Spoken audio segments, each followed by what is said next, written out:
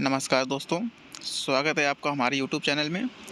आज के इस वीडियो में हम विटामिन से संबंधित कुछ महत्वपूर्ण प्रश्नों के बारे में जानेंगे। वीडियो को लास्ट तक ज़रूर देखिएगा, वीडियो बहुत ही नॉलेजेबल होने वाली है। तो आइए देखते हैं पहला प्रश्न। आंवले में कौन सा विटामिन प्रचुर मात्रा में पाया जाता है?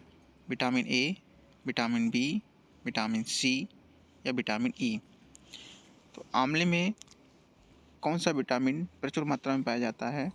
ऑप्शन डी हमारा हो जाएगा विटामिन सी। कौन सा विटामिन कैंसर के उपचार में प्रयोग होता है?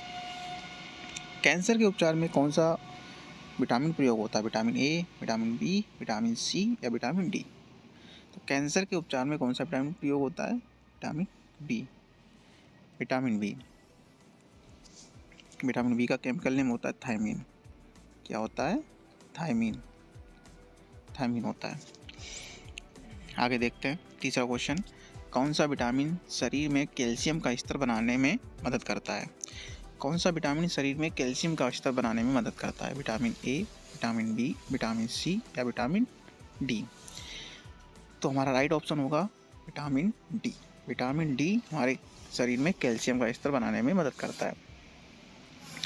अब vitamin D, vitamin D vitamin D की कमी से रिकेट्स नामक बीमारी होती है। बच्चों में रिकेट्स नामक बीमारी होती है, ठीक है, रिकेट्स, जिसको सूखा रोग भी कहते हैं। चलिए आगे देखते हैं। कौन सा विटामिन जल में घुलनशील होता है? जल में घुलनशील कौन सा विटामिन होता है? दो तरीके के विटामिन होते हैं। एक तो जल में घुलनशील विटामिन होते हैं जो हमारे प्रश्न में पूछा गया है, और एक होता है वसा में घुलनशील विटामिन, यानी कि वसा मतलब फैट सोल्यूबल विटामिन्स और वाटर सोल्यूबल विटामिन्स। तो जल में घुलनशील विटामिन कौन से हैं? विटामिन बी, विटामिन सी, उपयुक्त दोनों या इनमें से कोई नहीं? तो हमारा राइट ऑप्शन होगा ऑप्शन सी, विटामिन सी और बी दोनों ही। ऑप्शन सी हमारा राइट होगा, उपयुक्त दोनों, दोनों ही विटामिन हमारे जल में घुलनशील होते हैं। और फैट सॉल्युबल विटामिन कौन से होते हैं? फैट सॉल्युबल विटामिन होते हैं vitamin K, vitamin E, vitamin D और विटामिन ए। ये फैट सॉल्युबल विटामिन होते हैं। चलिए आइए आगे देखते हैं। निम्नलिखित विटामिनों में से किस में कोबाल्ट होता है? कोबाल्ट किस विटामिन में पाया जाता है? Vitamin B2, vitamin B6, vitamin K, vitamin B12? हमारा राइट ऑप्शन होगा विटामिन B12। B12 में कोबाल्ट की मात्रा पाई जाती है। ये देखते हैं छठा क्वेश्चन देखते हैं। विटामिन सी की कमी से क्या होता है? विटामिन सी की कमी से क्या होता है? बेरी होता है, अंधापन होता है, अरक्तता होता है या स्कर्वी होता है? हम पहले क्वेश्चन में बता चुके हैं कि विटामिन सी की कमी से कौन सा रोग होता है, इसका केमिकल नेम क्या होता है और ये इसकी प्रचुर मात्रा किस में पाई जाती है। तो आप बताइएगा ज़रा कि इसकी कमी से कौन सा रोग होता है? स्कर्वी नामक रोग होता है। कौन सा रोग होता है? स्कर्वी नामक रोग होता है। सातवां क्वेश्चन देखते हैं। रक्त का थक्का बनाने में इनमें से कौन सा अवयव मदद करता है? रक्त का थक्का जमाने में, ब्लड क्लोथिंग बनाने में इनमें से कौन सा अवयव मदद करता है? Vitamin A, vitamin D, vitamin के या फॉलिक अम्ल? तो हमारा राइट ऑप्शन होगा विटामिन के। विटामिन के से हमारे बॉडी में जब कहीं कट लग जाता है तो जब ब्लड निकलता है तो कुछ समय बाद ब्लड का क्लोथिंग हो जाती है, ब्लड का थक्का जम जाता है। तो वो किस विटामिन के कारण हो पाता है? विटामिन के कारण हो पाता है।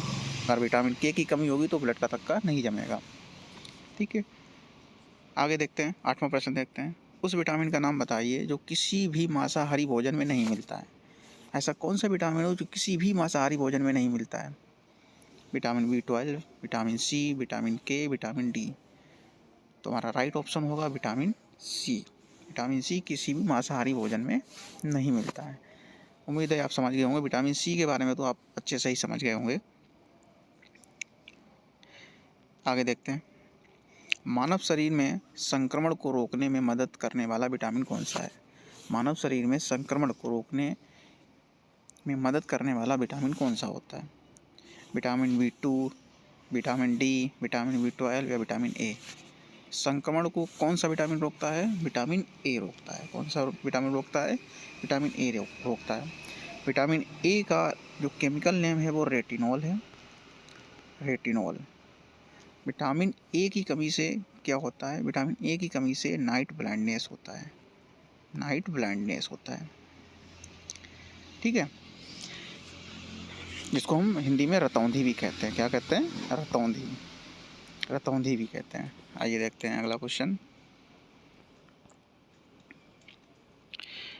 विटामिन डी की कमी से होने वाले रोग रिकेट्स में शरीर का कौन सा अंग प्रभावित होता है? विटामिन डी की कमी से रिकेट्स नामक बीमारी होती है, तो इसमें कौन सा ऑर्गन हमारा प्रभावित होता है?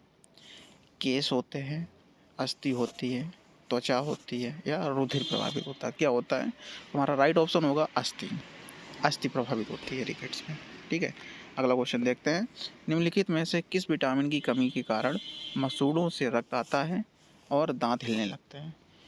किस विटामिन की कमी से मसूड़ों से रक्त आता है और दांत हिलने लगते हैं? Vitamin A, vitamin B, vitamin C, vitamin D. तो इसका राइट ऑप्शन होगा विटामिन सी। विटामिन सी की कमी से। 12वां क्वेश्चन देखते हैं। छिली हुई सब्जियों को धोने से कौन सा विटामिन निकल जाता है? छिली हुई सब्जियों को धोने से कौन सा विटामिन निकल जाता है? Vitamin C, vitamin A, vitamin E, या विटामिन डी। तो इसका राइट ऑप्शन होगा विटामिन सी। विटामिन सी निकल जाता है। कटी हुई सब्जियां, छिली हुई सब्जियों को धोने से विटामिन सी उसमें से निकल जाता है। तो ये थे हमारे आज के विटामिन से संबंधित कुछ 12 प्रश्न। बहुत ही उम्मीद है आपको अच्छे लगे होंगे, और वीडियो अच्छा लगा हो तो वीडियो को लाइक, चैनल को सब्सक्राइब करिएगा और अपने दोस्तों के साथ शेयर भी करिएगा।